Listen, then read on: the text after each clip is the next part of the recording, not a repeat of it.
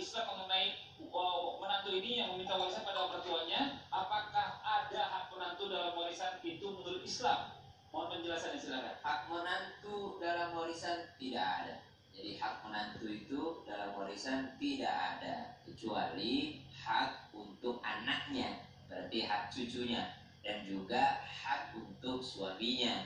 Misalnya mertuanya lupa membagikan kepada anaknya sendiri, yaitu suaminya si mbak lupa membagikan, maka bolehlah si menantu mengingatkan kepada mertuanya bahwa anaknya yaitu suaminya tadi mempunyai hak atas warisannya. Jadi kalau ditanyakan apakah menantu punya hak warisan, maka dia tidak punya hak sama sekali dalam hal warisan. Maka kalau ada kalimat menantu menuntut warisan kepada mertuanya, itu adalah kalimat yang keliru, berarti menantunya salah. Yang kedua, apa dong yang boleh dilakukan sang menantu? Sang menantu hanya boleh mengemukakan pendapatnya. Misalkan si menantunya ini adalah seorang santriwati yang dahulu di pesantren pernah belajar ilmu faraid, pernah belajar ilmu waris, maka dia boleh mengemukakan pendapatnya. Oh ayah, oh ibu, begini pembagian yang sebenarnya, haknya si ini sepersegini, sepersekian dan sepersekian.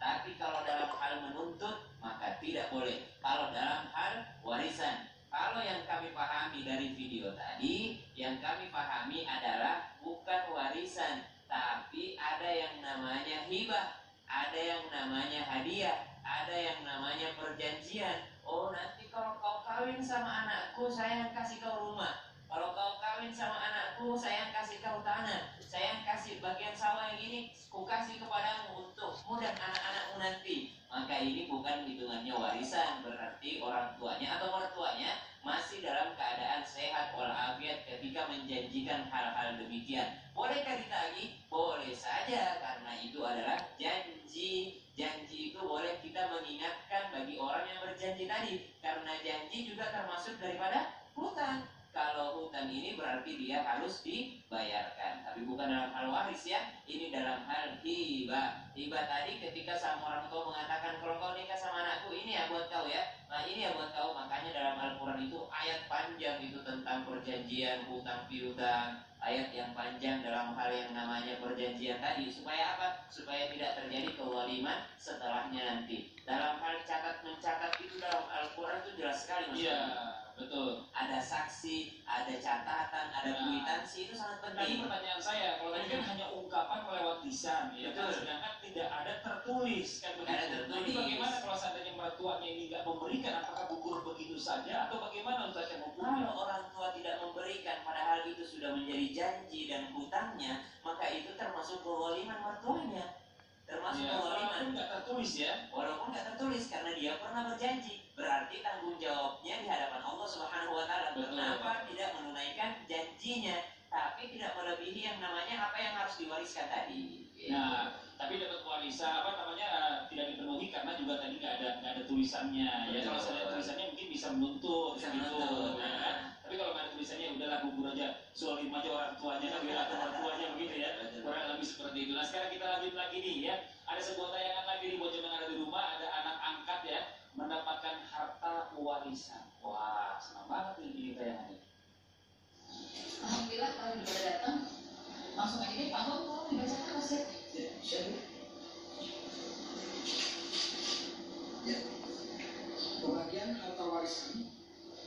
Yang pertama Mbak Gitu, sawah seluas 2 hektar. Gila kok seneng banget sih ya, bibi gue jalan. Yang kedua kakak Gini, emas logam mulia sebanyak 1 kilogram. Kakak Gima, uang deposito sebanyak 2 miliar. Alhamdulillah. Adik Gito, sebidang tanah seluas 20 hektar.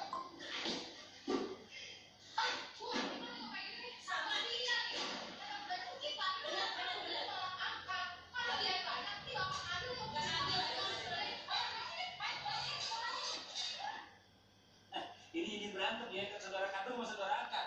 Saudara angkatnya malah justru udah mati lebih banyak daripada saudara kandung. Tapi nggak ini cuma candaan. Tapi dalam kehidupan nyata juga ada seperti itu. Mungkin sedikit saya coba cerita ya. Ada satu kasus ini bicara masalah tentang orang tua yang memberikan anak angkatnya warisan. Padahal dalam perjanjian itu, ini kan dia nggak punya anak, dibagikan kepada saudara-saudaranya. Tapi setelah itu akhirnya mohon maaf Pak Ustadz ya, ini anak angkatnya ngambil semua warisannya tanpa dikasih saudara-saudara bapaknya, dibawa kabur uangnya. Ini bagaimana nih coba penjelasannya? Mohon izin Ustadz, dalam bisa. Baik, bismillahirrahmanirrahim, bagus sekali nih. Hari ini saya senang karena menyelesaikan persoalan dengan kembali kepada agama. Karena banyak orang tidak paham, izin Habib, izin Sasam, dan buat semuanya. Kalau berbicara tentang wasiat itu nanti dibagikan setelah mati, meninggal.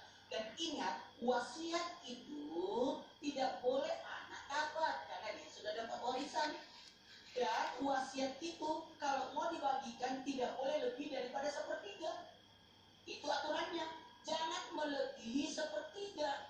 Mohon maaf tanpa mencampuri urusan, hanya sekedar mengingatkan, hati-hati. Ingat, wasiat itu ahli waris yang dapat warisan itu ahli waris, tapi wasiat itu tidak dapat pada golongan yang namanya runtutan ahli waris. Maaf, saya ulang. Hibah dan wasiat ini beda. Jadi kalau anak angkat, apa yang dia dapat anak angkat? Anak angkat itu dapat yang namanya hibah kalau masih hidup. Dapat. Tapi kalau sudah meninggal, apa dia dapat? Wasiat. Tapi tidak boleh lebih dari sepertiga. Ini harus betul-betul diatur. Jangan sampai salah sasaran, salah pembagian. Dan ini menyebabkan orang. Bagaimana pembagiannya? Pemberian hak yang sama atas harta tanpa menyalahi aturan syariat. Boleh, tapi ingat, lihat dulu faktornya, lihat dulu sebabnya. Oh, dia dapat, pantaslah. Dia rawat, dia bagi, dia aturkan, dia yang hidupi, dia yang carikan nafkah, bahkan dia mengelola harta sampai menghasilkan. Berarti memang pantas dia dapat. Cuma dalam hal ini, lihat posisi anak-anak. Saya ambil gambaran yang lebih mudah supaya mudah dipahami. Sekiranya orang tua itu masih hidup, kira-kira hartanya dikasih kepada siapa? Iya. Kira-kira kalau hartanya orang tuanya masih hidup, kira-kira hartanya diapain? Pasti dia aturkan sebaik-baiknya. Namun dalam hal ini jangan sampai kita menyakiti, merusak persaudaraan. Ya tadi digambarkan oleh Mas Fadli bahwa setelah ambil kabur. Ya, ini bahayanya. Ini bahayanya karena tidak ada kepedulian, tidak ada perhatian. Bahwa sebenarnya ini ada hak saudara. Ingat ya, ada hak saudara. Apalagi tahu dirilah anak angkat udah dibiayain, udah dihidupi, udah diambil, diangkat nama baiknya atau diberikan perlindungan. Tapi apa yang terjadi? Dia justru merusak tatanan rumah tangga, tatanan kekerabatan, merusak persaudaraan ataupun merusak hubungan. Ini yang bahaya. Makanya orang yang merebutkan harta warisan tidak berkah hartanya. Terus Ustaz, satu lagi nih, ada takut nih ya. Ada kalau misalnya ada anak angkat tapi sesusuan sama ibu kita, itu bagaimana? Dapat warisan nggak? Maaf, sesusuan itu hanya untuk mahramnya aja. Tidak ada urusan dengan warisan. Dia tetap anak angkat, enak aja. Iya. Saudara. Jadi nggak ada hak tetap ya? Cuma mahram aja. Mahram aja. Tapi seandainya mau dibagi dari wasiat hanya sepertiga. Tidak boleh lebih daripada sepertiga. Allah, pada jelas ini. Makanya diatur baik. Iya benar. Jangan dibawa kabur juga. Ini berarti dibawa kabur soalnya. Ini pengalaman pribadi. Nah, sekarang kita mencoba lanjut lagi nih ya. Masih ada sebuah tayangannya, ada parodi kakak adik adu mulut perebutan warisan. Ini coba kita tonton dulu tayangannya. Ini dia. Kami pesan pemati warisi tanah, bangun jalur ke bagi tanah, nyok sebagai kakak, ini apa ya? Cuk, bisa dan gak jadi terus kakek. Nyok kan setua. Justru yang senang kakek. Orang, kau tetap bingung kau yang mana? Kalau ini kakek balik. Iya bocah, orang kakak ngaji, lebih ditinggal bapak yang mati malah tukaran. Lagi rebutan tanah warisan Ustaz. Alah, lebih ditinggal mati rebutan tanah warisan. Saya ini aku sih bagi, di tanahnya tuturnya kalau nyong. Juga belakang. Iya Pak Ustad, tetap juga bisa. Dia tanahnya Pak Ustad. Pempaten-patenan kan terpilih-terpilihan kalau aku sepot, berebutan. Cuma sepot rebutannya sampai begitu. Tapi ini kita ambil pelajaran atau hikmah dari situ ya. Ini kan maksudnya bicara walaupun hanya parodi, tapi banyak juga orang yang melihat bapaknya baru dikubur atau orang tuanya baru dikubur udah ribut di masalah warisan. Ini kita coba ambil hikmahnya kurang lebih seperti itu. Nah sekarang bicara masalah tentang kapan waktu yang tepat nih. Kalau bisa bicara masalah tentang orang tua kita sudah meninggal ya, ini kapan yang tepat nih kita ngomongin warisan sama keluarga. Karena kalau misalnya kita ngomongin kayak tadi itu kan nggak pantas sebenarnya kalau dilihat orang ya kan, tanahnya aja belum kering ibaratnya gitu loh, masih support, masih apalagi cuma support yang direbutin, mau izin Ya. Mohon izin Ustaz Maulana, Ustaz Syam, Bang Fadli. Assalamualaikum warahmatullahi wabarakatuh. Rabbi shrah li sadri wa yassir li amri wahlul 'uqdatam min lisani yafqahu qawli.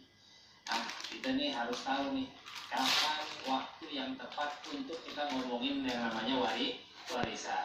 Karena kadang-kadang ya berbagai macam, ada yang nunggu kuburannya belum kering lah, nunggu 40 hari lah, ada yang macam-macam walhasil. Nah, di dalam kembali lagi kepada kitab Takmilat Zubdatul Hadis disebutkan bahwa ada peraturan yang harus kita ikuti ketika seorang mayit ini wafat. Yang pertama kali kita harus pikirkan itu apa? Al-haq al-muta'alliq bi aini tarikah.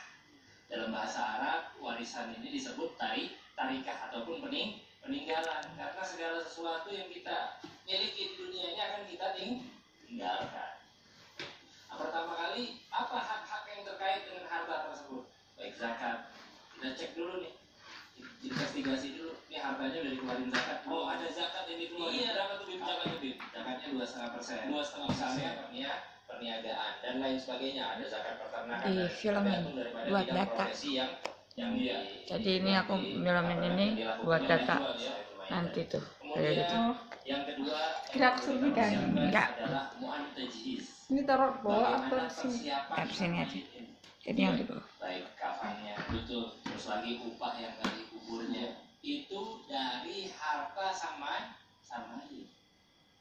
Makanya orang kadang-kadang buru-buru, oh biarin kita enggak. Jadi nanti aku mau disimpan di YouTube. Ini semua pertanyaan aku ke Allah terjawab. Kemudian yang ketiga apa? Tadi Aduyun al-musalah. Kalau punya Menanti menantu utang aja nanti kalau yang punya, akan baru ngurusin utang. Masya Allah. Kemudian gak masuk logikaku. yang sebagaimana dijelaskan tadi oleh Ustaz Maulana, Kan kata aku juga jawabannya kadang dari TV, kadang dari langsung notifikasi Al-Quran. Kayak tadi anak angkat kalau misalnya nerima ya nerimanya wasiat. Yang kelima baru waris. Waris. Jadi perjalanannya ini cukup panjang dan nggak mungkin orang wafat kadang-kadang langsung ibaratnya bisa ditunjuk 3 hari kita selesai warisan. Hah? Dan juga Sampai dari jam 2 sampai jam 4. bahwa pembagian 2 waris, sampai jam 4. pembagian waris bukan berarti Nanti aku menjual istirahat harta dulu waris. baru kamar mandi ya. Saya Nanti ulangi, bel kalau aku bel itu pembagian waris ya mungkin bukan dari berarti kasini mungkin dari menjual kamar mandi. harta Kita waris. lihat aja nanti. Akan tetapi Ya, makan dulu. disampaikan oleh Ustaz Syam tadi menginfokan kepada ahli waris berapa bagian yang didapatkannya.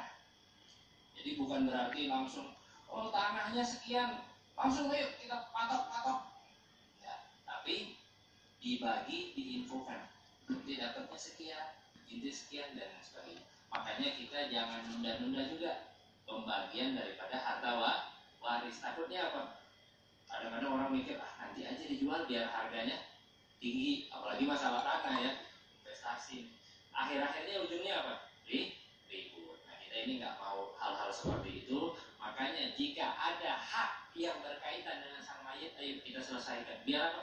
Biar sang mayit ini juga ruhnya dan tenang dia di akhirat. Jangan sampai ibaratnya udah wafat tapi anaknya masya Allah akhirnya putus silaturahmi. Nah ini yang kita nggak mau. Tapi mudah-mudahan Allah berikan kedamaian dalam keluarga kita, dijaga. Makanya mulai sekarang jaga keluarga kita. Iya. Jadi didik anak-anak kita didik dengan agama. Jangan hanya mendidik anak kita dengan harta. Betul. Jadi kalau bisa kita bicara masalah tentang ilmu ini memang warisan yang paling baik dari orang Iya. tua. Bahkan Yang ilmu pertama. Benar tadi. Ilmu yang pertama kali dicabut itu ilmu waris. Makanya, aduh ya Allah ya Rob, ya Allah ya Robi, nggak segampang itu ya. Apalagi tadi tanah cuma spot doang diributin. Astagfirullahaladzim. Ini buat Jawa yang ada di rumah nih ya, mungkin langsung aja nih sama-sama udah kangen nih ya, udah kangen dengan segmen ini yang